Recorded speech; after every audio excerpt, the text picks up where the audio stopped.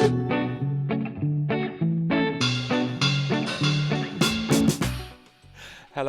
welcome to the sporadic Eurogamer reviewscast, which we're hoping to spin up again as I was going to say big game season starts. I'm not sure if big game season ever did start this year, but it started as much as it's ever going to with the release of Forza Horizon 5, which has come out on PC and Xbox this week. And for this review, we had, well, who else could we have to review Forza Horizon than Ollie Welsh, who you've reviewed every single one of them, I think. Yeah, Russ, I have, yeah. Going back some 9 years. 9 years. 5 games in 9 years, which is, even though they took a longer break for this one, it was a 3-year gap from 4 to 5, whereas previously it was 2 years. They've really kept up a rate of production on this series. And I think, to jump straight into it, like the level of quality that the series has maintained over that time is just amazing. You can see why Playground the developer ended up getting snapped up by Microsoft and put on Fable, because they basically hit it out of the park first try. They had a very clear concept for what they wanted the game to be, and they executed it really well, which at the time, let's remember, it was like a spin-off sort of side game from Forza Motorsport. And then since then they've kept the quality bar really high. They've iterated on it quite carefully, not been too dramatic. They've poured all of their work into just making these really spectacular, beautiful maps for you to drive around, to making sure there's a cool car list, to making sure there's enough to do in the games. In fact, there's arguably too much to do in them now. It's just been such an amazingly consistent series, and like this one really is no different. Like you can argue the toss about your favourites from the series. I think a lot of that depends on, you know, which location you respond to best, or which had the multiplayer setup that was just ideal for you. But there's hardly anything to put between them on a pure quality standpoint. There's just such well polished, such enjoyable games. Yeah, they're probably like AAA things as well, aren't they? I've only played it for a couple of hours, but I'm always just hugely impressed when you think of the going way back prehistory of the series, which is basically the Dirt team from Codemasters, and just jumped shipped and then made this absolutely vast AAA open world racing game, and that lives up to all those billions. I think it's the production values are up there, probably beyond stuff like you see from Ubisoft and that as well. From I imagine a much smaller team as well, but it's just remarkable how they've done it. Well, they have support. Like they work with Turn 10, obviously, on the tech side, and I know they have contractors who help do things like build the car models. But yeah, it really is an amazing piece of work, and I think there's something that's really important about the Forza Horizon games and something that they will, if you talk to a Playground developer, something they will stress is that they are open world games as well as driving games, and they take those two kind of design philosophies and make them equally important, and they want it to be as rewarding to play over and to explore over a long period of time as a Witcher or a GTA. So and they really come to it with that philosophy, and I think it really pays off, and it particularly pays off in just how much they invest in the maps. And if there's one reason why I would encourage people to buy this new Forza Horizon, it's the map. It's another absolute stunner. It really is incredible. The Mexico wasn't perhaps the most obvious choice for where to go next. I think a lot of people were hoping for Japan, pretty much have been since the series started. Yeah. But people were very surprised similarly with this as they were when Australia was announced for Forza Horizon 3. And I think very much the same way it's proven to be an inspired choice, because the landscape is much more varied than you think it is, and because there's an element of surprise and discovery to it, rather than just getting all of the iconography and the locations that you would expect that you've been to before, in whether it's in Gran Turismo or Initial D or whatever in Japan. There's something very new about exploring this landscape in the context of a racing game. And it's got a very sort of vibrant colour palette and a lot of atmosphere and some dramatic weather and dramatic landscapes. And of course, you've got this enormous volcano towering over the landscape, which gives you a sense of elevation that I don't think the games have ever really done before, and they've really worked on the draw distance as well, so you can see the entire map from the top of the volcano. I feel like I need to go there straight away. I haven't even seen that volcano. Yeah, you've got to drive up. It's one of the biggest moments in the game. It's so cool. I felt like I was one of the people who was quite down with it at first, maybe, and then I realised that my first hour with it, I was like, oh, it's not Forza Horizon 4. Then I realised I was probably being xenophobic and being like, I want British roads for British gamers. Like, just get over yourself. Well, there was something special about 4 in that way. I mean, I don't actually think 4 is the best in the series, but it's the biggest because in terms of what it introduced. I think it was the biggest change in the series, the emphasis to the map, being online by default, and to having a weekly update schedule, really treating it more like a service game than a sort of one and done product release, and hence the longer gap as well to 5. But as well, I think there was something natural about the British location. Obviously, the developer comes from there, and they were able to do it with a level of knowledge and love that they haven't been able to cover any of the other locations they made the game in. And I think you could feel that, and that did make 4 something a little bit special. 5 doesn't have that. It does have this very, very enthusiastic and very upbeat sort of embrace of Mexican culture in the game, which is, I think, very sincere, even if it's not particularly sophisticated. It does come across a bit like a tourist board ad, and quite a lot. But part of that, I think, as well, is because like Mexico doesn't have much of an indigenous car culture, and obviously, particularly in Britain, they had so much to draw from, like minis and the enormous racing heritage and old Bentleys and taxi cabs and all the rest of it. And when you go to Mexico, it's like, well, yeah, there's a lot of stuff about the VW Beetle, which was manufactured there for like 40 years or something. Not surprisingly, but there is, there aren't many local manufacturers. There isn't, most of the local racing is in fact North American people coming to drive their Dakar cars across the desert and so on. So it's a little bit different. So they've focused more on the actual culture of the country than I think they have done in any of the previous installments. But they've done it. I think they've done it relatively gracefully. They've had a lot of input from their Mexican collaborators in terms of the script and the location scouting and so on. And there's one telling, like, I remember when the game was first demoed at E3, and they showed a mini game with people driving around smashing up piñatas, and there was an instinctive eye roll of, oh really, piñatas in Mexico is that the best you can do? The first time you play that mini game in the game, there's actually a bit of dialogue where you have an English festival organizer character, who I presume is standing in for Playground, who says, I wasn't sure about doing piñatas in Mexico, but then I talked to Ramiro, who's the Mexican guide character, and he said, where are all the piñatas? So, like, there was a little bit defensive, but I guess that my guess is that reflects an actual conversation they had behind the scenes with some of their Mexican collaborators, which, like, sometimes cliches are cliches for a reason. Mexican people do just love piñatas and love lucha libre, and why not put those in the games if those are the things that about Mexico that everybody loves and responds to? So I get it, but it's also, at the end of the day, it may have some narrative and some dialogue, but it is a racing game, and nobody's particularly looking, I hope, for deep cultural analysis from a game about driving. Yeah, totally.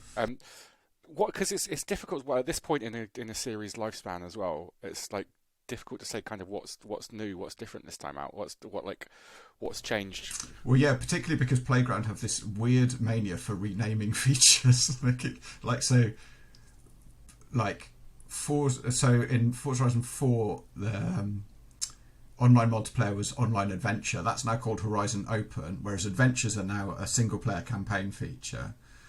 The Forzathon Live is now for Horizon Arcade. Oh, okay. They just keep doing this, but they're basically they're often the same features, they're just with new names, which makes it doubly hard to keep track of. Like, in terms of actual brand new stuff, there isn't loads.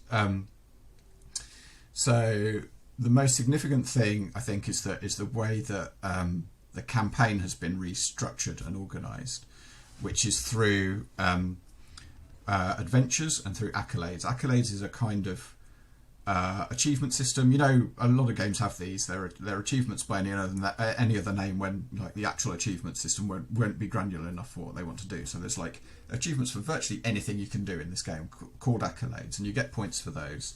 And it's by accruing those points that you unlock new adventures, which are the big moments that you mark your progress through the game by. And they might be one of the new expeditions, which is like a cool little story mission with a bit of exploration involved. They might be one of the Horizon stories, which are like a series of like sort of driving adventures with a sort of very, very light narrative thread to them. They might be one of the showcase events that are familiar from previous games, where you're like racing a train or some motorbikes or something. Or they might be one of the big gargantuan racing maps that they do. So they're not like, those events aren't that significant in themselves. It's just a way of like measuring your progress through the game and giving you these moments that you remember, and giving you an endpoint as well, which will be when you join the Hall of Fame once you've opened up all of the adventures. But crucially, you can actually do that in any way that you like. And so you can get accolades for just like taking photos, for running speed traps, for like sharing tunes or paint jobs, just as you can for racing. And you'll find yourself making constant progress through the game however you do it. So I think they've managed a really careful balancing act of giving the game a bit more of a spine, because I remember Forza Horizon 4, like some things unlocked just as you leveled up, but mostly it just chucked stuff on the map and never really gave you any guidance as to what to do. This game, I think, it does feel more structured, but they are still offering you complete freedom in terms of what you do. I was still a little disappointed that, you know, when you go and unlock a new festival outpost, it might be themed around, you know, street racing or dirt racing or cross country.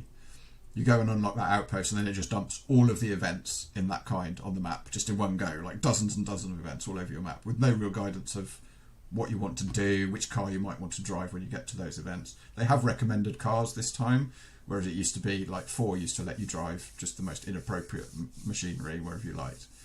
But it's not really guiding you through different racing disciplines, different car classes, the way you would expect a more focused racing game to do. For me, that's a bit of a disappointment, but that stuff is extremely well handled by the weekly update schedule called the Horizon playlist, and that's been true for 4.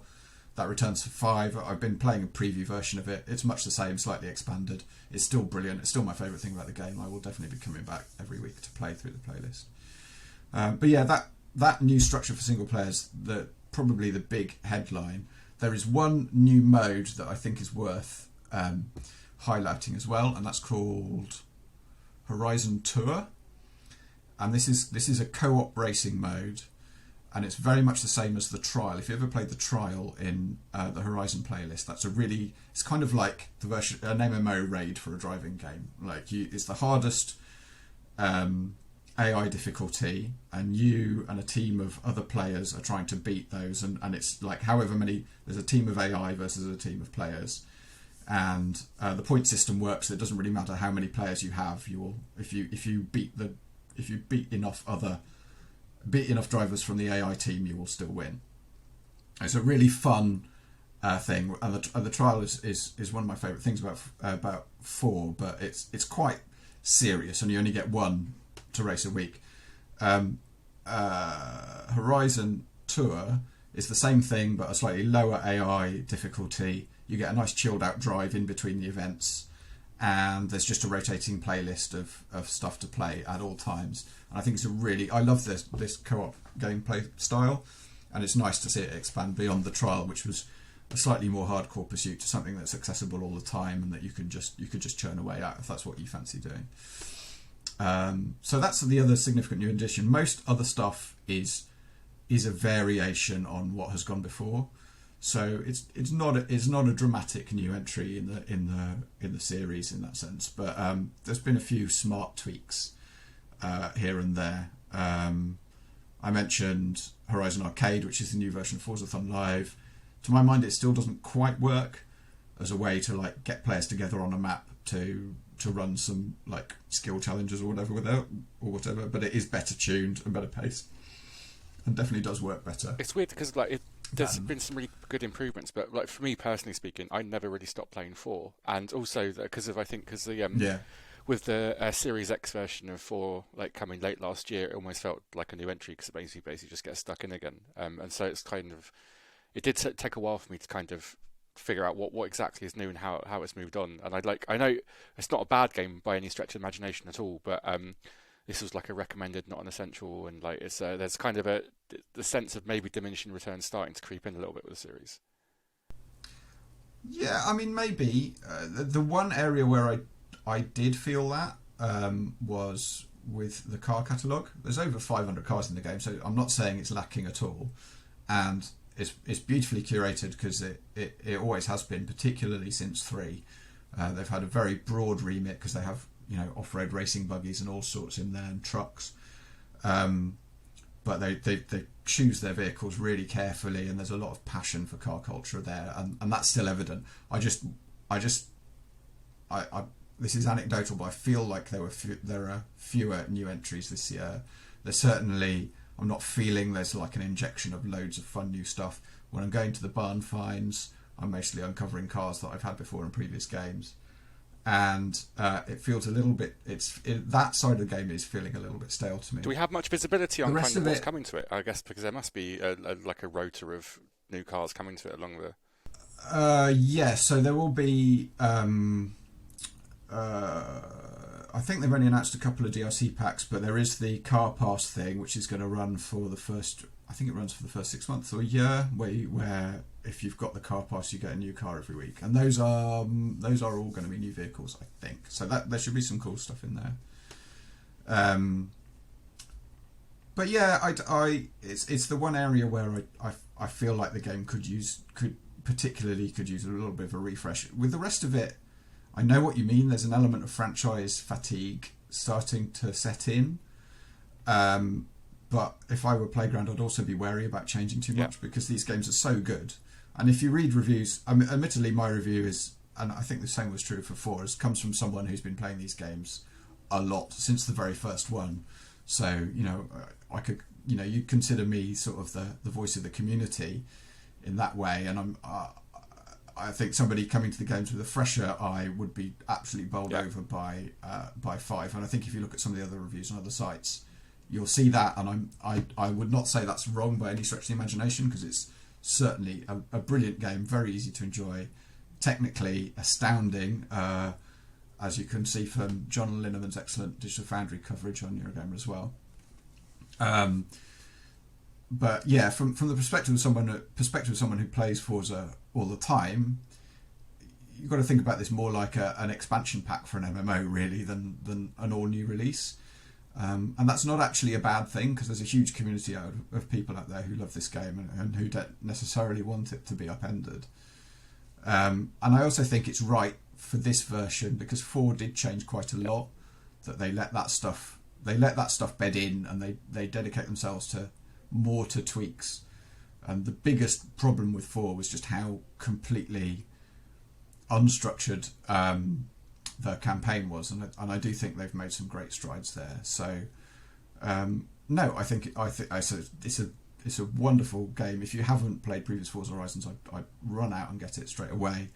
If you have, well, you probably want to play it anyway, just to continue your adventure. But I think you need to start thinking of games like this more as a continuation of one game than as an all new release.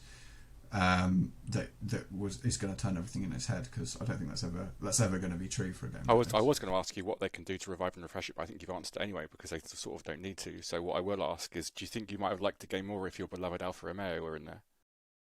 It was just so sad. So sad. I don't. I now know your pain, because you've been like this about Toyota for like virtually every racing game in the last. No, so Forza Horizon 3, which everyone says is the best Forza Horizon, was one I just didn't get on with because at launch didn't have any Toyotas in it. They did come quite a way into the game's lifespan, and then they've been in subsequent ones as well. And because all I want from my racing games is the cars I love and might have owned at some point are in it, and it's got a Supra and the S1 Elise, so I'm good to go. But what is the deal with the Alpha thing? Are they just as that license just? I don't know. I'm really surprised. Ferrari's still in there, and they're both part of the Fiat group. So you would expect that a licensing deal for one would cover the other. I haven't actually checked to see if any actual Fiats are in there. I haven't seen any now that I think about it. Yeah, there are some weird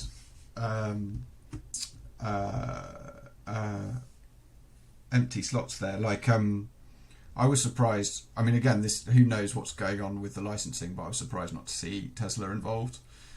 These are like the Tesla Model 3 is the iconic car of our time. Like, not having one in a current racing game is a bit like not having a 3 Series BMW in a game. Yes, like I think someone made quite a good point in the comments. Tesla ago. don't have a PR department, famously, do they?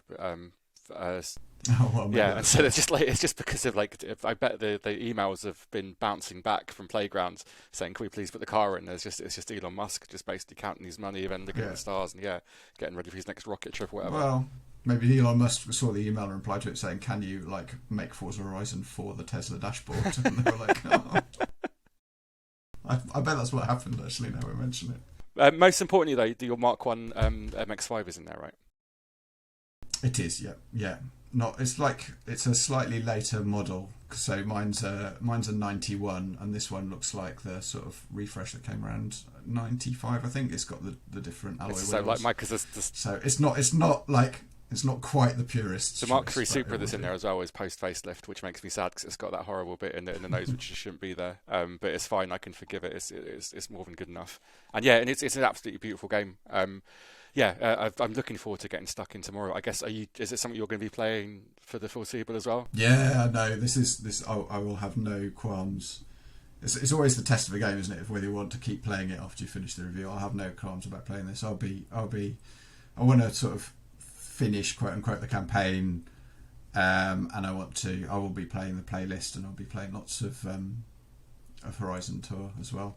It's a lovely game. And yeah, I mean, I know what you mean about the essential versus recommended thing. Like, in this instance, I think it's kind of hard when you've got a game that's as iterative as this to give out an essential when you've already given one to a previous version. I think it has to do something quite dramatic. 4 was quite dramatic, but it wasn't wholly successful. This one is probably on balance more successful than 4, but does less. How do you balance these when scoring a game? So really, I think the important thing is it's just super fun, super high quality game, and I wouldn't put it past Playground to get back up to that level, next time round when they're not having to make cross-gen. Yeah, cool. Well, thank you so much for your time. It sounds awesome. I'm looking forward to playing more. And thanks for sharing your thoughts here today on this reviewscast. I'm going to wrap up there. Thank you for joining us. Thank you for bearing with us while we get these spinning back up again. Hopefully see you around for some more of them in the near future. And I'll leave it there. Thank you so much. Bye-bye. Thanks for listening. Bye.